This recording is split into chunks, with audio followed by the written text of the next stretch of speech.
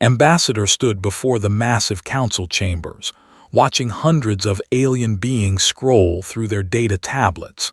Most of them were not even looking at her.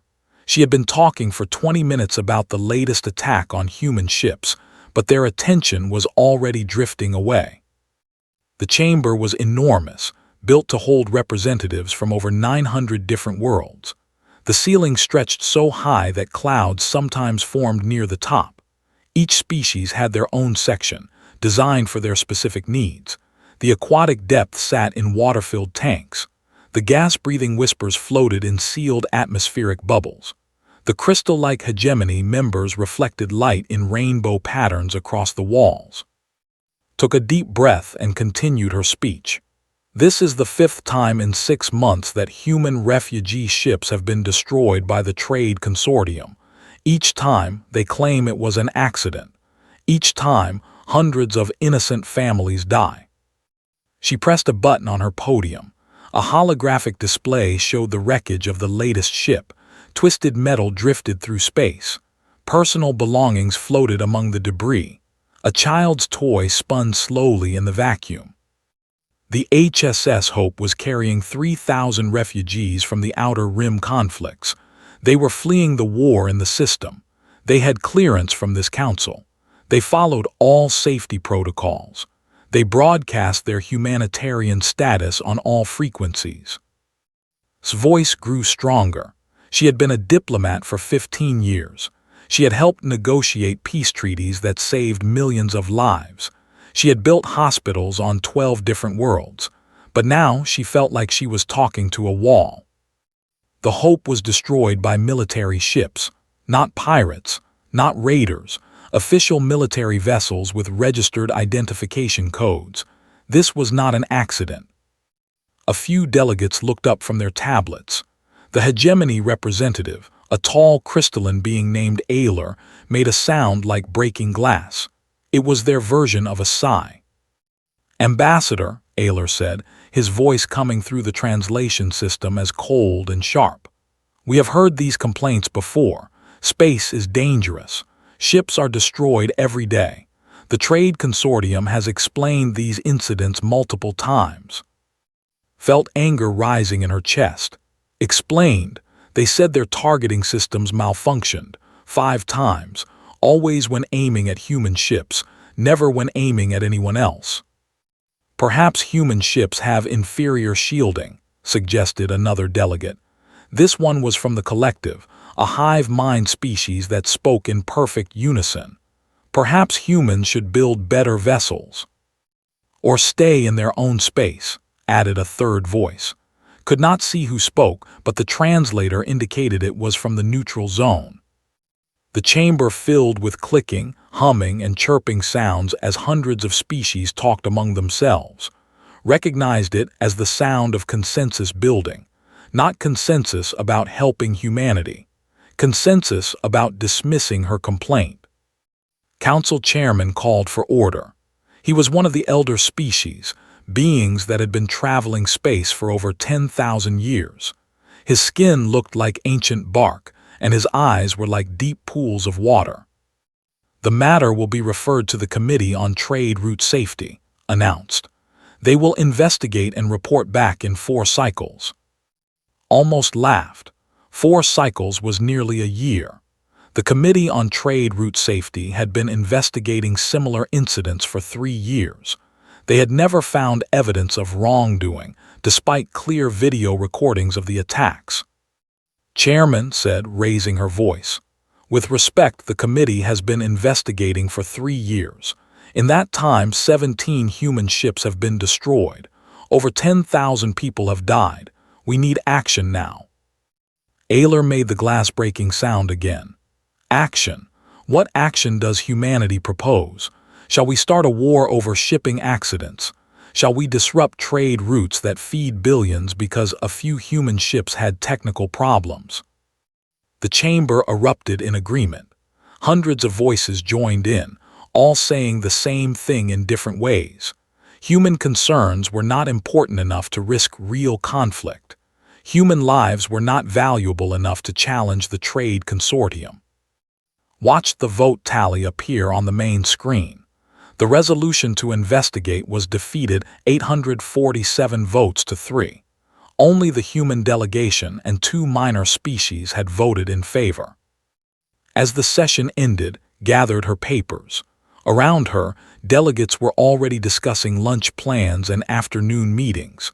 The destruction of the Hope was already forgotten. The 3,000 dead humans were just numbers in a file. She walked through the corridors of the council building, past monuments to peace and cooperation, past statues honoring species that had overcome their differences, past walls covered with languages from across the galaxy, all promising justice and equality. Had helped create some of those monuments. She had negotiated some of those peace treaties. For 15 years, she had believed in this system. She had thought that different species could work together, that problems could be solved with words instead of weapons. Now she knew better. Outside the building, activated her quantum communicator. The device was small, barely larger than her thumb, but it could send messages across the galaxy in seconds. "Command, this is Ambassador." Her voice was steady despite the anger burning inside her. "I need to speak to President immediately. Priority 7 authorization." The response came quickly. "Stand by, Ambassador, connecting now." Walked to her ship while she waited. The human embassy vessel was small compared to the massive warships that other species brought to council meetings. It was painted white with red crosses, marking it as a medical and diplomatic ship. It carried no weapons, only supplies for the refugee camps that humans maintained throughout the galaxy. President's voice came through clearly. "How did the session go?" "The same as always, Sarah." Had known the president since they were both junior diplomats. "They voted down our petition. Ayler suggested that our people deserve to die for having weak ships." Silence stretched across the communication link. Could imagine the president sitting in her office on Earth, staring out at the gardens where children played in the sunshine. 5 years, the president said finally. 5 years we've been filing complaints. 5 years we've been asking for justice. "They'll never give it to us," replied. "They see us as suppliers, not equals. We provide medical aid, food, and refugees camps. They take what they need and ignore what they don't want to hear." "I know," the president's voice was tired. "I'm giving you new orders. Pack up the embassy. Come home." Stopped walking. "Sarah, we can try again. Maybe if we approach the smaller species first, build a coalition." "No," the president's voice was firm. "Authorization code Broken Arrow 77. All diplomatic missions are terminated immediately. Humanity is withdrawing from galactic politics." Felt a chill run down her spine. Broken Arrow 77 was not just a recall order. It was a declaration that diplomacy had failed completely. It was permission to pursue other options. "Understood, Madam President," said quietly. "I'll have our people home within the week." She looked back at the council building one last time. Tomorrow, the delegates would return to their sessions. They would discuss trade routes and mining rights and territorial disputes. They would make decisions that affected billions of lives. They would do it without humans. Smiled for the first time in months. They had no idea what they had just lost. The first sign that something was wrong came 3 days after Ambassador left the council building. The human medical station on VII simply went dark. Doctor had worked with the human doctors for over a decade. The VII station treated patients from 50 different species. It was the only medical facility in 3 sectors that could handle exotic biological emergencies. When the station's communication array suddenly stopped responding, thought it was just equipment failure. He sent a courier ship to investigate. What they found was an empty building. All the human doctors were gone. All the human nurses had vanished. The medical equipment remained, but it was powered down and locked behind security systems that no one could bypass. The refugee camps that surrounded the station were in chaos. Thousands of beings who had depended on human medical care were now stranded without help. The courier ship pilot sent an urgent message back to the council. The humans just left. No warning, no explanation. They took their people and abandoned everything else. Similar reports began arriving from across the galaxy. Human embassies were shutting down. Human trade ships were returning to their home space. Human aid workers were packing their supplies and leaving their posts.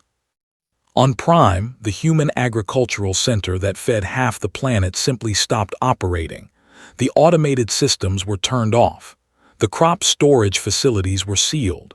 The human staff was gone, leaving behind a single message: contract terminated by mutual agreement. Chairman called an emergency session of the council. Only half the usual delegates attended. Many were dealing with similar crises on their own worlds.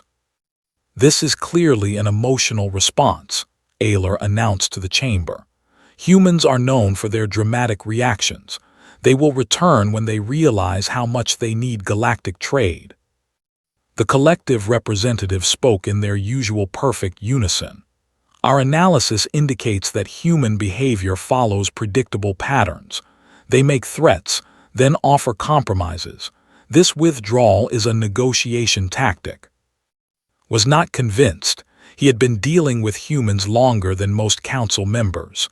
"What if we are wrong? What if they do not return?" "Then we adapt," replied the delegate from the neutral zone. "The galaxy functioned before humans arrived. It will function after they leave." But adapting proved more difficult than anyone expected. The first major crisis hit the Outer Rim colonies. A plague swept through the mining worlds, a genetic virus that specifically attacked the nervous systems of 3 different species. Normally, the human Rapid Response Medical Corps would have been there within hours. They had ships designed for biological emergencies, doctors trained in cross-species medicine, and equipment that could synthesize vaccines in real time. Now, the colonies had to wait for traditional help to arrive. The hegemony medical ships would take weeks to reach the Outer Rim. The collective had the technology but refused to risk their people in plague zones. Smaller species had the will to help but lacked the resources. By the time help arrived, 6 worlds had lost over half their populations. The second crisis was economic. Human corporations had been quietly supporting smaller species for centuries.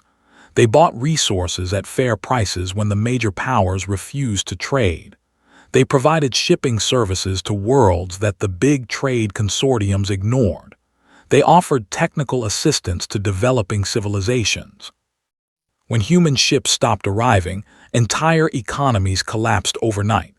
The metal-rich world of had sold exclusively to human buyers for 50 years. When the humans stopped coming, had millions of tons of processed metals and no one to sell them to.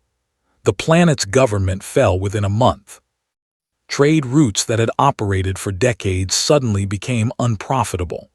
Human shipping companies had been carrying cargo at cost, making up the difference by providing other services. Now those routes were empty, and goods piled up in warehouses across the galaxy. The third crisis was military. Humans had never been the strongest military force in the galaxy. They rarely fought wars and preferred to negotiate peace treaties. But they had provided something more valuable than weapons. They had provided neutral ground. When the Saber clans declared war on the Iron Federation, both sides automatically assumed that humans would mediate the conflict. They had done so dozens of times before. Human diplomats were trusted by everyone because they had no territorial ambitions. Human space was considered neutral territory where enemies could meet safely. But now there were no human mediators. Human space was closed to all outside traffic. The Saber clans and Iron Federation had no choice but to fight their war without any hope of peaceful resolution. Chairman watched the war reports with growing concern. The conflict was spreading. Other species were choosing sides. Trade was being disrupted across dozens of sectors. The careful balance that had maintained galactic peace for 3 centuries was falling apart. Perhaps we should contact the humans, he suggested during a private meeting with senior council members. Ayler's crystalline structure flashed with anger. Contact them. They are the ones who left. If they want to return, they can request permission through proper channels. What if they refuse? Asked the collective representative. Then they will learn what isolation costs, Ayler replied. They will discover that they need us more than we need them. But weeks turned into months, and the humans showed no signs of returning. Their space remained closed. Their ships did not appear on any trade routes.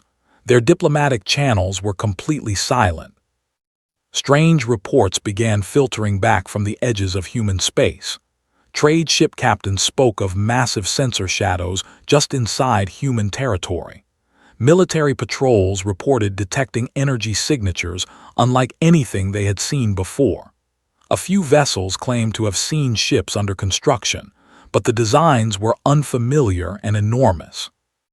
The council dismissed these reports as exaggerations. Space was vast and full of mysteries. Sensor readings were notoriously unreliable near gravitational anomalies. Besides, everyone knew what human ships looked like. They were small, efficient vessels designed for medical and humanitarian work. The reality was much more disturbing. Deep in human space, shipyards that had built hospital ships for 3 centuries were working around the clock on new projects. The same industrial capacity that had supplied medical equipment to half the galaxy was now focused on very different goals. Admiral Sarah stood on the observation deck of Fortress Luna, watching the construction with satisfaction.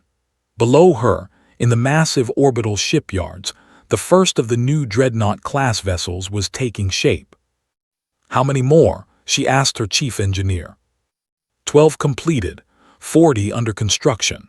The yards at Mars, Europa, and Titan are all at full capacity, the engineer replied. The new designs are testing well. Stealth systems are operating at 96% efficiency. Nodded. For 300 years, humanity had built tools for peace. They had created medical scanners, not military sensors. They had designed cargo holds, not weapons bays. They had trained doctors, not soldiers. But the same technology that could heal could also harm. The same industrial capacity that could feed refugees could also build warships. The same people who had chosen peace could choose something else entirely. And the other projects? Defense platforms around every human world are operational. The new fortress worlds are staffed and ready. Deep space monitoring stations are reporting all clear. Turned away from the shipyard. Through the observation windows, she could see Earth hanging in space like a blue jewel. It looked peaceful and small. No one would guess that it was now the center of the largest military buildup in galactic history. The Council still thinks we are having an emotional breakdown, she said. The engineer smiled. Let them think that. It makes our work easier. In the council chambers, Chairman was beginning to suspect that they had made a terrible mistake. The reports from human space were becoming impossible to ignore. Energy readings consistent with massive construction projects. Communication intercepts that mentioned military preparations. And most disturbing of all, complete silence from a species that had been talking constantly for 300 years. What if they are not planning to return? He asked Ayler during another private meeting. Impossible, the crystalline being replied. They have no choice. They need our resources, they need our markets, they need our protection. But even as Ayler spoke, both leaders knew that might not be true. Humans had always been more self-sufficient than other species. They had chosen to trade rather than being forced to trade. They had chosen to seek protection rather than being too weak to defend themselves. And choices could always change. Far from the council chambers in the depths of space, human ships moved through the darkness like ghosts. They watched, they listened, they prepared. The galaxy was about to learn the difference between choosing peace and being forced to accept war. Fleet Commander Hun had been patrolling the border of human space for 30 years. He knew every asteroid, every gas cloud, every piece of space debris in the region. He had watched human ships come and go thousands of times. Small, peaceful vessels that carried medical supplies or refugees. Ships that always broadcast their intentions and always followed proper safety protocols. Today was different. Hun commanded a squadron of 12 warships. They were escorting a massive cargo convoy carrying processed metals from the mining worlds to the inner systems. It was the same route they had used for decades. The same route where several human refugee ships had unfortunately suffered technical failures. "Commander," his sensor officer reported, "we have a contact." Hun looked at his tactical display. A single blip appeared near the edge of human space. Distance: 200,000 kilometers. It just appeared on sensors. No energy signature until now. Classification: unknown. The computer cannot identify the design. Hun frowned. His ships carried the most advanced sensor arrays in the fleet. They could identify every known ship class in the galaxy. Size: large, very large. Estimated length: 1,000 meters. Hun's claws clicked against his command chair. A 1,000-meter ship was not a cargo vessel or medical transport. It was a warship, a very large warship. "Send a standard identification request," he ordered. The response came immediately. The voice was human, speaking in perfect. "Vessels, you are approaching human territorial space. State your business." Hun activated his communication system. "Unknown vessel, this is Fleet Commander Hun of the Trade Consortium. We are conducting lawful commerce on established trade routes. Identify yourself." "This is Commander of the Human Defense Force. You are ordered to change course immediately. The corridor is now under human jurisdiction." Hun's crest flared with anger. "By what authority do you claim jurisdiction over open space? The Galactic Treaty clearly establishes." "The Galactic Treaty is no longer relevant to human policy. You have 60 seconds to alter your course." The communication channel closed. Hun stared at his tactical display in disbelief. A single human ship was ordering an entire fleet to change course. The audacity was beyond comprehension. "Analysis of the contact," he demanded. His tactical officer was studying the sensor readings with confusion. "Commander, the energy readings are unlike anything in our database. The ship is definitely armed, but the weapon signatures are unusual." "Can we identify the weapons?" "Negative. The technology appears to be completely new." Hun made his decision. "Signal the fleet. We will proceed on our original course. If the human vessel interferes with lawful commerce, we will defend our convoy." His ships moved forward in standard formation.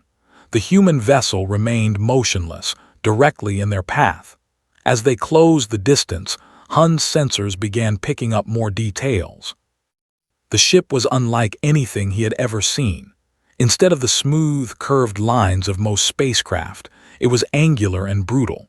Its hull was dark gray, almost black, with strange geometric patterns that seemed to absorb sensor beams.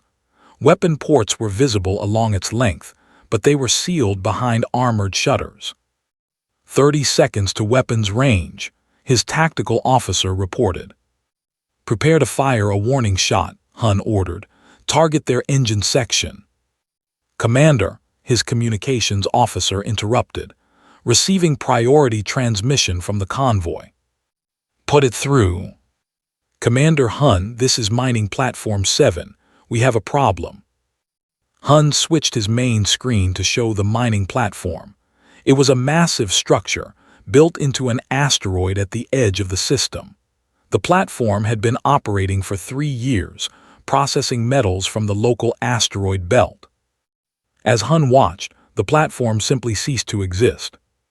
There was no explosion, no dramatic fireball. 1 second the platform was there, a structure that had cost billions of credits and taken 2 years to build. The next second, there was only empty space and a cloud of rapidly expanding debris. "What happened?" Hun demanded. His sensor officer was staring at his instruments in shock. The human ship fired, single shot. The platform's shields had no effect. Hun looked back at the tactical display. The human vessel had not moved. It had fired once, across a distance of over 50,000 kilometers, and completely destroyed a target that should have been impossible to kill with a single shot. The communication channel reopened. Commander's voice was calm and professional. "Fleet Commander Hun, you now have 30 seconds to alter course. I should mention that mining Platform 7 was constructed illegally in human territorial space. Its destruction was a lawful enforcement action." "That platform was authorized by the Galactic Council," Hun protested. "The Galactic Council has no authority in human space." 15 seconds remaining. Hun's mind raced. His ships were armed with the latest weapons. In a fair fight, 12 warships should easily defeat one enemy vessel, regardless of size, but nothing about this situation was fair. The human ship had appeared without warning, completely bypassing his sensor nets. It had destroyed a heavily shielded mining platform with a single shot, and now it was giving him orders like he was a junior officer. "Commander," his tactical officer whispered urgently, "long-range sensors are detecting additional contacts." Hun glanced at the display. New blips were appearing throughout the region, dozens of them, all showing the same unknown energy signatures. "How many?" 63 confirmed contacts, more appearing every second. Hun felt ice forming in his stomach. 63 ships, all the same size as the monster in front of him, all armed with weapons that could destroy mining platforms in a single shot. "Time." 5 seconds. The human voice returned. "Time is up, Commander. Final warning." Hun had commanded warships for 40 years. He had fought pirates, rebels, and hostile aliens. He had never retreated from a fight in his entire career. "All ships," he transmitted to his fleet. "Emergency burn. Change course to heading 27 Mark 6, maximum speed." His ships turned and accelerated away from the human border. Behind them, the human vessel remained motionless, watching their retreat with cold sensors. As soon as they were clear of the region, Hun activated his quantum communicator. "Emergency transmission to High Command. Priority Alpha." "This is High Command. Report, Commander." "Sir, I need to speak with the Supreme Admiral immediately. We have a situation." Within minutes, Supreme Admiral was on the channel. "Commander Hun, explain why you are contacting me directly." Hun took a deep breath. "Sir, the humans have warships, large warships, armed with weapons we cannot identify. They destroyed mining Platform 7 with a single shot." Silence filled the communication channel. "Commander," the Admiral said finally, "are you certain of this report?" "Yes, sir. I have full sensor recordings. The human vessel was over 1 kilometer in length. It appeared without warning and made territorial claims over the corridor." "Territorial claims? Under what authority?" "They said the Galactic Treaty was no longer relevant to human policy." More silence. "Sir," Hun continued, "there were dozens of similar vessels. Our sensors detected over 60 contacts before we." "You retreated from a single enemy ship." Hun's crest flattened with shame. "Sir, the tactical situation was unfavorable. The human weapons appear to be significantly more advanced than our own." "Send me all sensor data immediately," the Admiral ordered. "Maintain your current position. Do not approach human space again without direct orders." The channel closed, leaving Hun alone with his confusion and fear. In 30 years of service, he had never seen anything like the human warship. It had moved like a predator, silent and deadly. It had fired like a force of nature, precise and overwhelming. On Prime, Supreme Admiral studied the sensor recordings with growing alarm. The energy readings were beyond anything in the military database. The ship design showed technological advancement far beyond what humans had ever displayed. Analysis, he demanded from his science officers.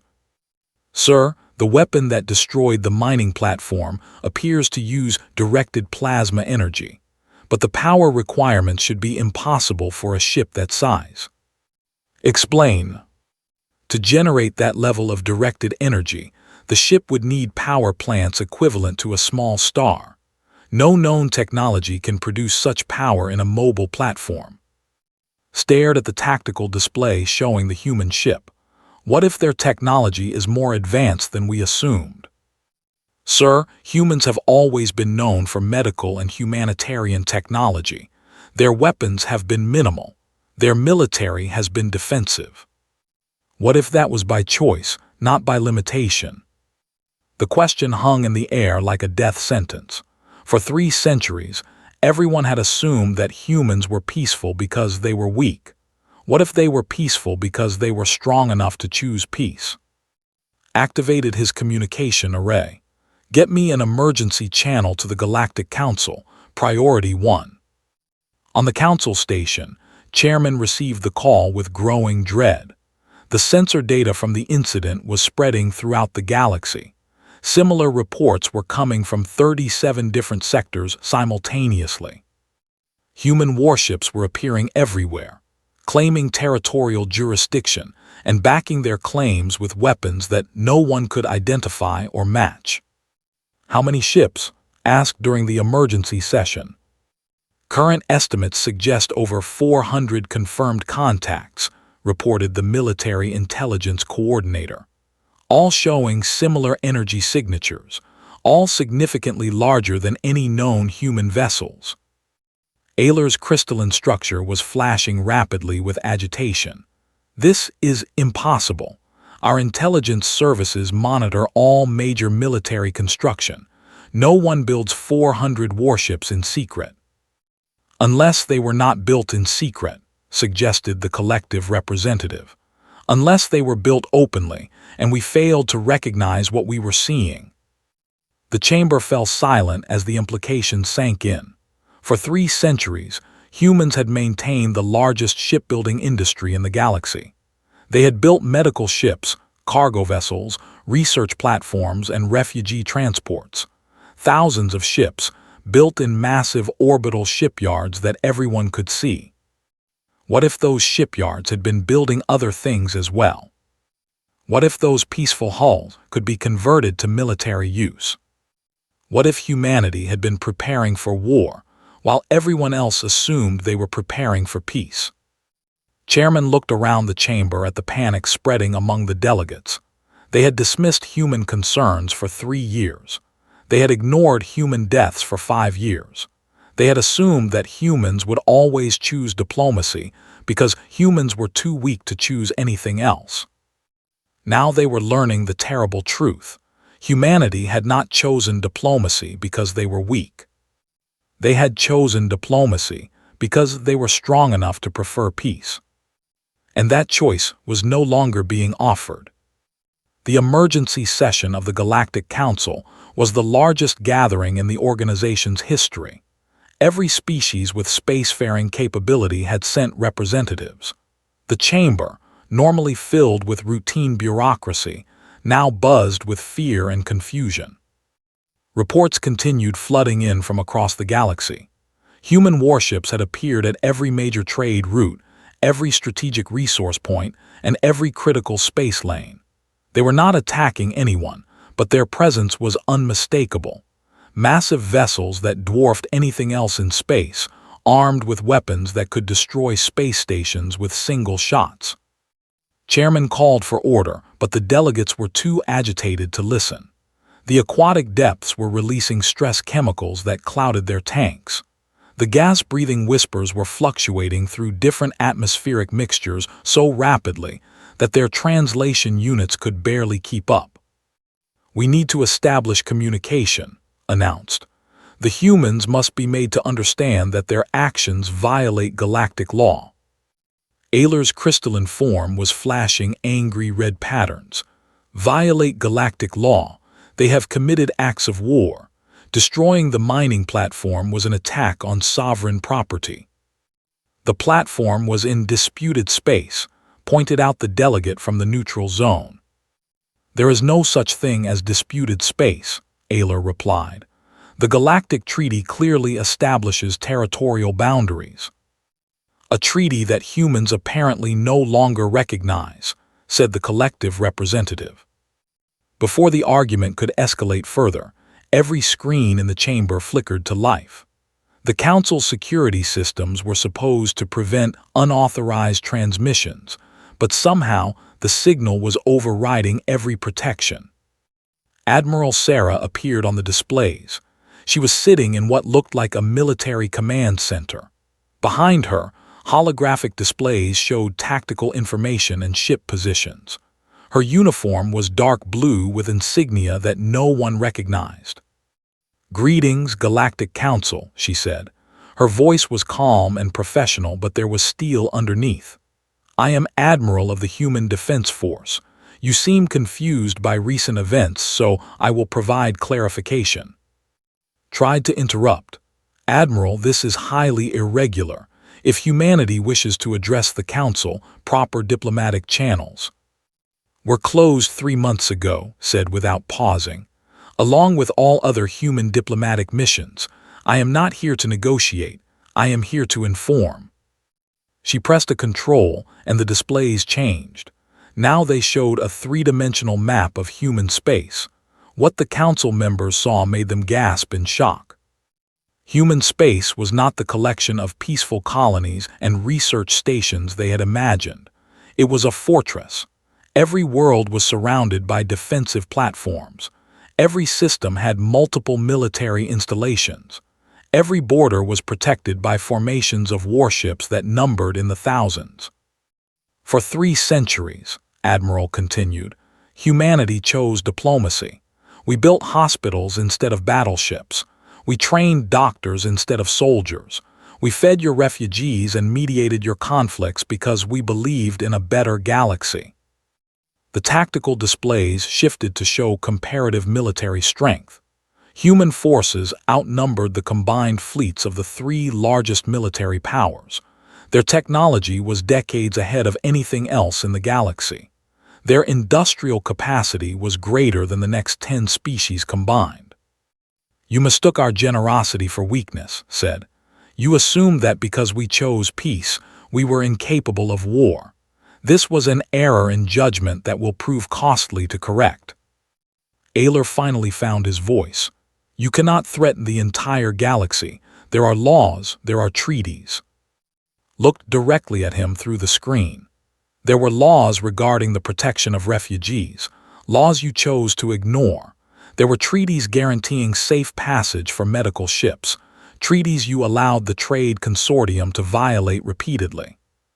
The display changed again, showing recordings from the destroyed human ships, families running through corridors as explosions tore through their vessel, children crying for parents who would never answer, medical staff trying to tend wounded until the final moments. "The HSS Hope," said, her voice growing harder. 3,000 refugees, including 800 children, destroyed by military vessels while broadcasting medical emergency codes. The Council's response was to form another committee. More recordings appeared. The HSS Mercy, destroyed while evacuating plague victims. The HSS Haven, destroyed while carrying medical supplies to disaster zones. Ship after ship, all clearly marked as humanitarian vessels, all destroyed by the same trade consortium that claimed they were accidents. 17 ships, continued. Over 10,000 civilians dead, 3 years of diplomatic protests ignored, 5 years of appeals for justice.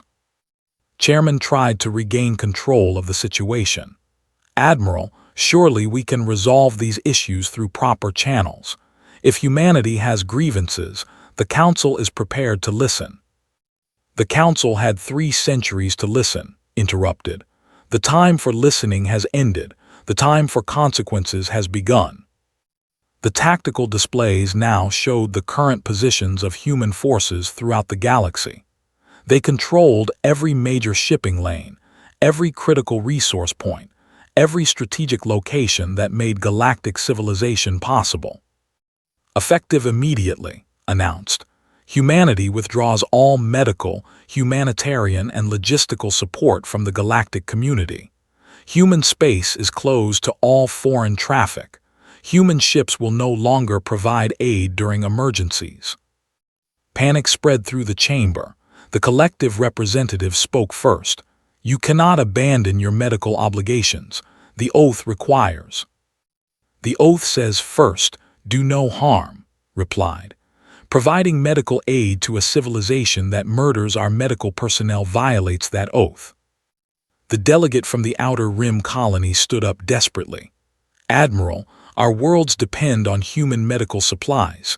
Without your help, millions will die." His expression did not change. Millions were already dying. The difference is that now you will have to notice. Realize that normal diplomatic language was useless. "Admiral, what does humanity want? What are your demands?" "Demands" seemed to consider the word. "Humanity does not make demands. We simply refuse to continue enabling a system that views our people as acceptable casualties." "Then what? Do you plan to conquer the galaxy?" For the first time smiled. It was not a pleasant expression. "Conquer? Chairman, you misunderstand our intentions. We have no interest in ruling over species that require constant supervision to behave ethically." She stood up, and the camera pulled back to show more of the command center. Dozens of officers worked at stations monitoring the entire galaxy. Real-time data flowed across screens showing ship movements, communication intercepts, and tactical assessments. "We are not conquerors," said. "We are simply no longer victims. For 3 centuries, humanity accepted being the galaxy's charitable organization. We fed your refugees, healed your wounded, and mediated your conflicts while our own people were murdered for profit." The displays changed one final time, showing construction projects in human space. Massive ships unlike anything the galaxy had ever seen. Not warships designed for conquest, but exploration vessels designed for journeys beyond the galactic rim. "If this galaxy cannot function without requiring human sacrifice," said, "then perhaps it does not deserve to function at all. We are prepared to find neighbors who understand the difference between cooperation and exploitation." The transmission began to fade, but's voice remained clear. "You have proven that you cannot coexist peacefully with humanity. Very well. You will now coexist without humanity, permanently." The screens went dark, leaving the council chamber in stunned silence. Chairman looked around at the delegates. Panic, fear, and desperate calculation showed on every face that could express emotion. They were finally beginning to understand what they had lost. Humanity had not been weak. They had been restrained. There was a vast difference between being unable to fight and choosing not to fight. For 3 centuries, humans had chosen peace because they were strong enough to prefer cooperation over conquest. Now they were strong enough to prefer isolation over exploitation. "Emergency session," announced weekly. "All military commanders, all diplomatic corps, all economic advisors, we need to understand our options." But even as he spoke, everyone in the chamber knew the truth. Their options were limited.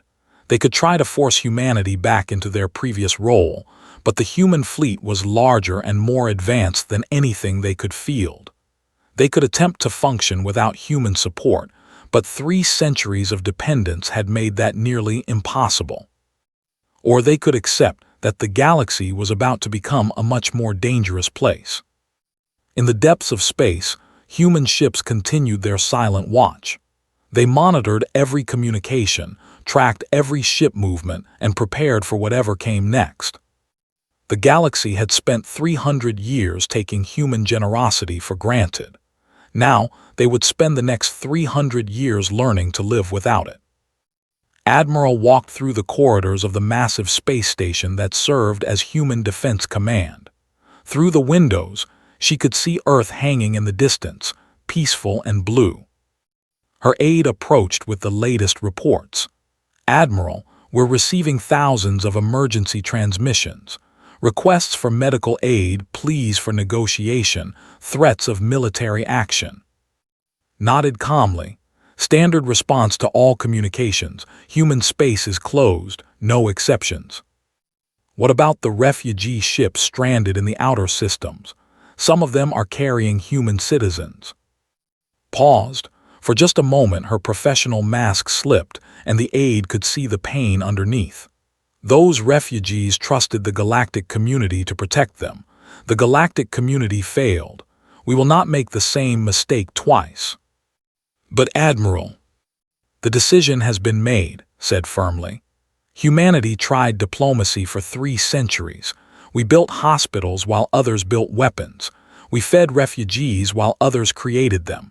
We healed the wounded while others caused the wounds." She stopped at an observation window and looked out at the stars. "Now they will learn what the galaxy looks like without human compassion. Perhaps when they have experienced enough darkness, they will finally understand the value of the light they chose to extinguish." Behind them, the command center continued its quiet work, monitoring, watching, waiting. The galaxy was about to discover that there were worse things than war. There was indifference. 3 months after humanity's withdrawal, the galaxy was learning to function under new rules. It was not an easy education. The first lesson came from the medical crisis on Prime. A genetic plague had swept through the population centers, targeting the specific DNA patterns of the elder species. Within weeks, billions of beings were dying from a virus that their own medical technology could not combat. Doctor, who had once worked alongside human doctors on VII, stood in the emergency medical center watching his people die. The hospital that had once been equipped with human medical technology was now running on outdated local systems. Equipment that had been maintained by human technicians was breaking down. Medicines that had been produced in human laboratories were running out. "How many?" he asked his assistant. 15 million dead in the last week. The infection rate is accelerating." Closed his multiple eyes in despair. 3 months ago, this plague would have lasted 3 days. Human medical ships would have arrived within hours. Human doctors who understood cross-species genetics would have synthesized a cure before the virus could spread. Human medical technology would have contained the outbreak and saved billions of lives. Now Prime was facing extinction. The second lesson came from the economic collapse of the neutral zone. Without human shipping companies carrying cargo at fair prices, trade routes became unprofitable. Without human corporations buying resources from smaller species, entire planets lost their income overnight. The mining world, which had sold metals to human companies for 50 years, now sat on millions of tons of processed materials with no buyers. The major trade consortiums were only interested in worlds that could offer massive quantities at rock-bottom prices. Smaller worlds could not compete. Within months, 12 different star systems had declared bankruptcy. Their governments fell, their populations rioted, and their space became hunting grounds for pirates and raiders. The third lesson was the hardest of all. The war between the Saber clans and the Iron Federation had spread across 47 star systems. Without human mediators to negotiate ceasefires, without neutral human space to hold peace talks, the conflict had become a total war that consumed everything in its path. Other species were choosing sides, turning a regional dispute into a galaxy-wide crisis. Trade was being disrupted across hundreds of sectors. Refugee populations were fleeing in every direction, but there were no human aid stations to receive them. Chairman sat in his private office, reading reports that painted the same picture everywhere: collapse. The careful balance that had maintained galactic civilization for 3 centuries was falling apart without human participation. A soft chime indicated an incoming priority transmission. Was surprised to see that it came from Aylar, the hegemony representative who had been most vocal about dismissing human concerns. "Chairman," Aylar's voice came through the communicator, but it sounded different, weaker. "I need to speak with you privately." "Of course, what is the situation?" "The plague has reached the hegemony core worlds." Felt ice forming in his stomach. "The same genetic virus." "No, this is different, worse. It attacks our crystalline structure directly. Our entire population is dying." Silence stretched across the communication link. Could hear something he had never heard from Aylar before: fear. "How long?" asked. "At current infection rates, the hegemony will be extinct within 6 months." "Have your medical teams found any treatment?" "No, we do not understand the virus well enough. It appears to be engineered specifically to target our species." Aylar paused. "Chairman, we need help. We need human help." Closed his eyes. "The humans are not responding to any communications." "Then we must find a way to make them respond. The alternative is the complete destruction of my species." Similar conversations were happening across the galaxy.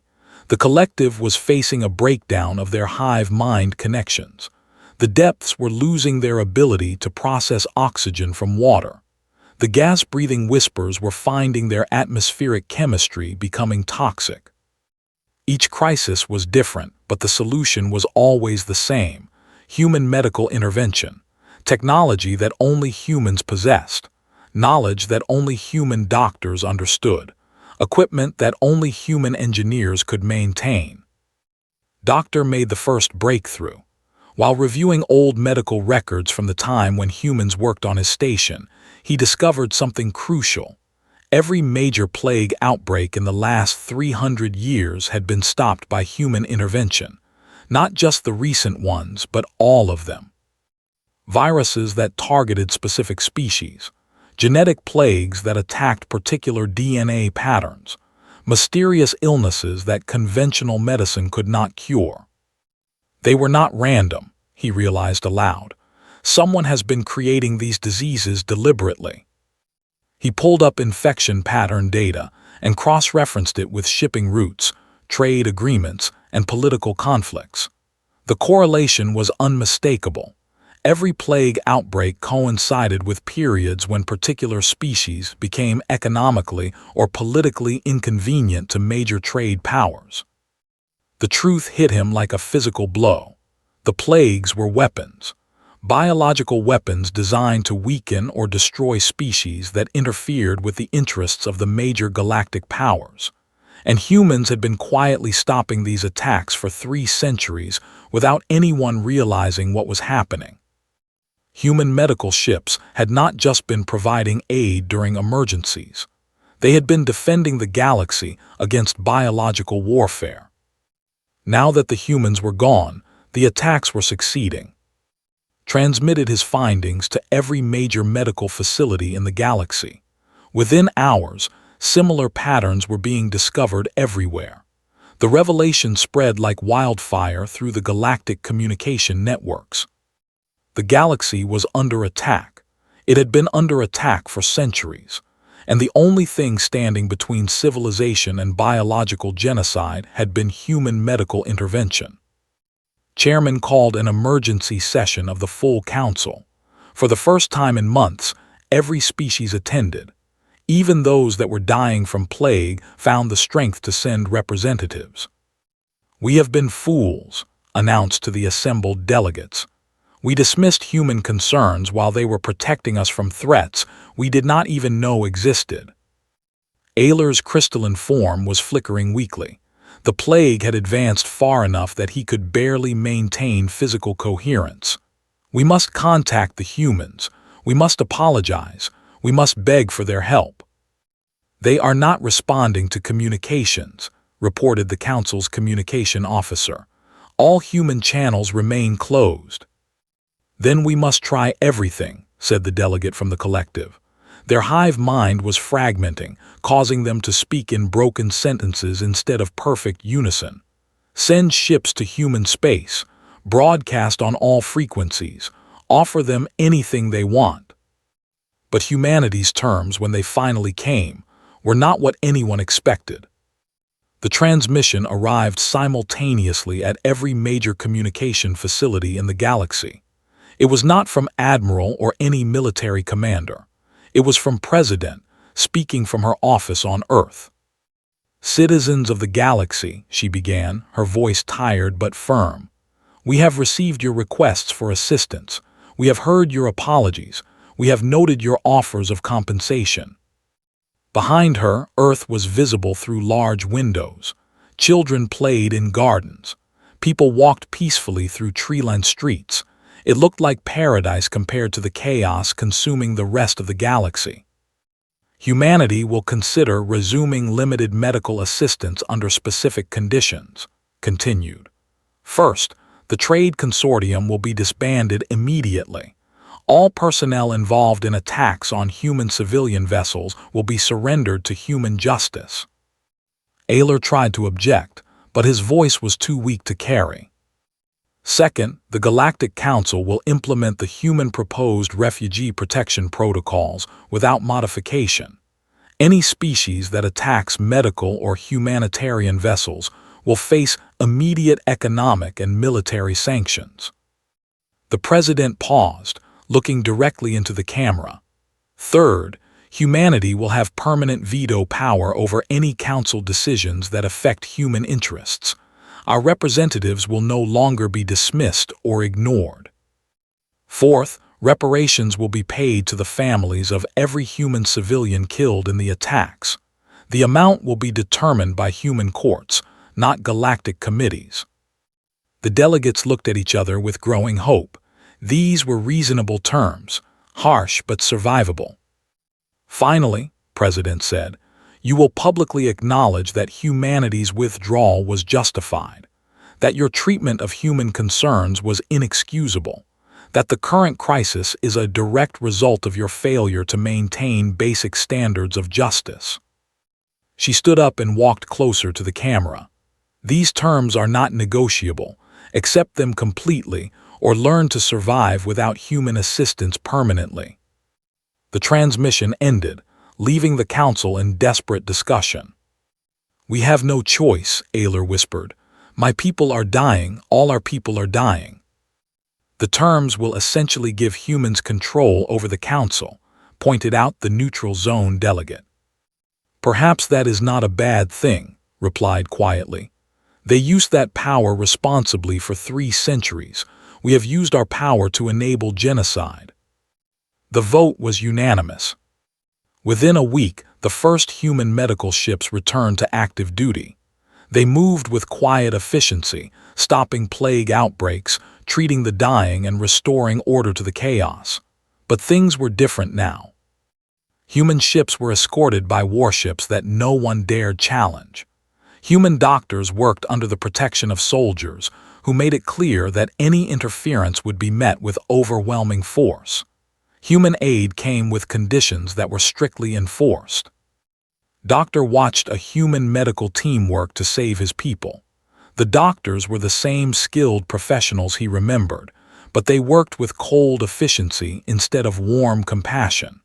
They saved lives because it was their job, not because they cared about the patients. "Doctor," he said to the human team leader, "thank you for coming. I know our species has not deserved your help." The human doctor looked at him with tired eyes. "No, you have not. But children are dying, and healing the innocent is our obligation. That does not mean we have forgiven the guilty." As the weeks passed, the galaxy slowly stabilized under the new order. Human medical teams stopped the plague outbreaks. Human mediators negotiated an end to the war between the Saber clans and Iron Federation. Human aid workers began rebuilding the refugee camps. But everyone understood that things would never return to the way they were. Humanity had learned that their generosity was seen as weakness. They had discovered that their compassion was viewed as obligation. They had realized that their peaceful nature was mistaken for inability to defend themselves. Now they helped because they chose to help, not because they were expected to help. They provided aid with the understanding that it could be withdrawn at any time. They negotiated peace while making it clear that they were fully prepared for war. The galaxy had finally learned the most important lesson of all. There was a vast difference between choosing to be good and being forced to be good. Humanity had chosen to be good for 3 centuries. Now they would choose how much goodness the galaxy deserved.